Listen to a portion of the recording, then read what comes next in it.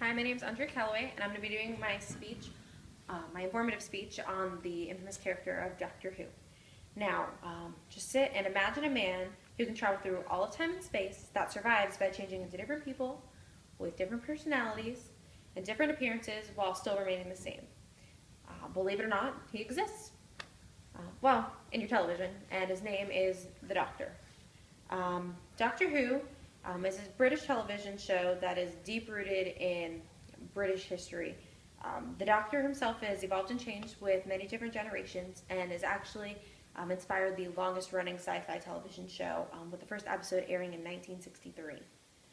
I personally have been a huge fan of the show. I've seen all the modern episodes, and I'm slowly working my way back to the black and white classics. Now, the evolution of the Doctor can be broken into the four main staples of the show. You have the Doctor himself, the Doctor's companions, his sonic screwdriver, and then his TARDIS. Now let's start with the main man himself, the Doctor. The Doctor is one of the most famous television characters that's ever existed, especially in the UK. His person is hard to describe. An entrance in the world of Doctor Who was written by Lloyd Rose of the Washington Post in 2000, and he says the Doctor belongs to a class of ecocentric English bachelor geniuses, of whom the supreme example is Sherlock Holmes. Now that's a little bit of a lot, but let's start with the basics. So the Doctor is a time-traveling alien from a planet called Gallifrey. He appears very human, but he does have two beating hearts. He is the last of all of his species, the Time Lords, and has set out to explore all of time and space. He strives to keep peace and to help save lives everywhere he goes. He meets and changes people any time that he visits, and can travel just about anywhere in his TARDIS. We'll get to the TARDIS later. He lives forever because he consistently regenerates into a new body. Now, there have been 11 Doctors in total from the start of the show. Each of them share memories, but they all have completely different personalities and appearances. The Doctors range from young to old, funny to serious, sarcastic to dry, and everything in between.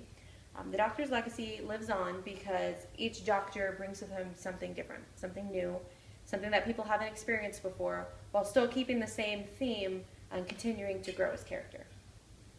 The most important thing about the Doctor is how much he cares about people. He risks his life time and time again for anyone he meets, for people he spent years with, and even for complete strangers. He leads his life to save other people and has a hilariously wonderful time along the way. Now, the Doctor is an amazing character, but most people would just love to spend a couple days in the company of one of the Doctor's infamous companions. The Doctor is known to never travel alone. The people that travel with him are called the Doctor's companions. They're imperative to each storyline. Each character becomes their own person, helping develop the Doctor into who he is. Now, the Doctor has lived more than 900 years, but these companions help keep him human. Last year, BBC News, they released a Doctor Who Ultimate Guide, which is an hour and a half of exploring the Doctor Who and his evolution over the last 51 years, and his relationship with each of his different companions. And that can be found on Hulu if you have Hulu Plus and never care to watch it. Now, according to the Doctor Who Whoology, the Doctor's had more than 45 companions over time. 62% were female, 33% were male, and that missing 5% was a robotic dog that kept the Doctor company for a few episodes. Now, all of these companions are different shapes and sizes, come from different backgrounds, but they each find their own way with their specific Doctor, helping him evolve and change the world around him.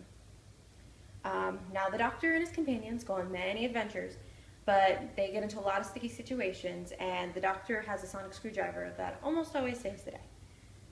Now, this sonic screwdriver is a strange-looking tool, but he calls it a screwdriver. He says it's a basic tool, but it's imperative. The Doctor uses it everywhere. The Doctor doesn't carry weapons or knives or guns or anything like that. He uses a screwdriver to help. It has multiple functions, and each of the functions change with each of the Doctors, but for the most part, it does a lot of unlocking and opening. It can disable a lot of weapons, and can alter almost anything that isn't made out of wood. Now, the best part of the sonic screwdriver is how useful it is in all situations.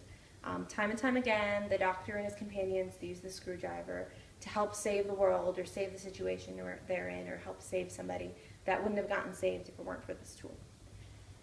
Now, we've talked about the Doctor being an amazing guy and all of his amazing companions and his amazing tool, but the time-traveling man wouldn't get too far without his time-traveling machine, the TARDIS.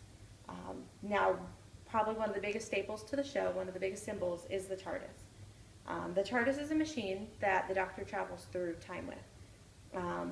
It has had a couple different appearances, but the majority of the TARDIS's television life, it appears as a blue police box from the 1950s in England. When the show first aired in 1963, the blue police boxes were very popular.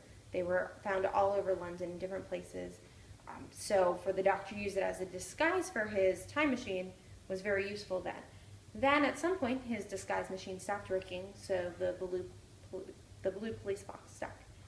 Now it's undergone some tweaks and small paint jobs over time, but whenever somebody is introduced to the Doctor, one of the biggest things that symbolizes him is his TARDIS.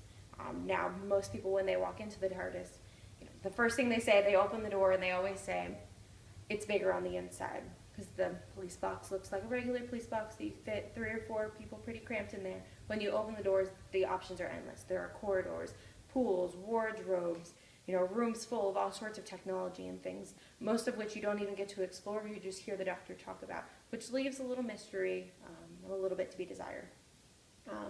Now, the best part of the TARDIS is the fact that it's not just a machine. In recent episodes, they've actually begun to expose that the TARDIS actually has a soul. That the TARDIS, while not a person, a machine, can actually help the Doctor through different situations and scenarios. And time again, even though the Doctor doesn't know it, the TARDIS begins to help save him where he couldn't have been able to help himself.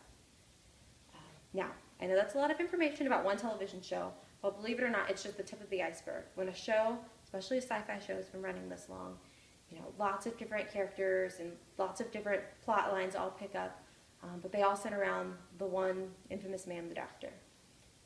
Now in conclusion, Nick Curtis, the senior features writer for the London Evening, describes the Doctor as not only a childhood favorite, a cult, a guilty pleasure, but he now describes it as a national treasure.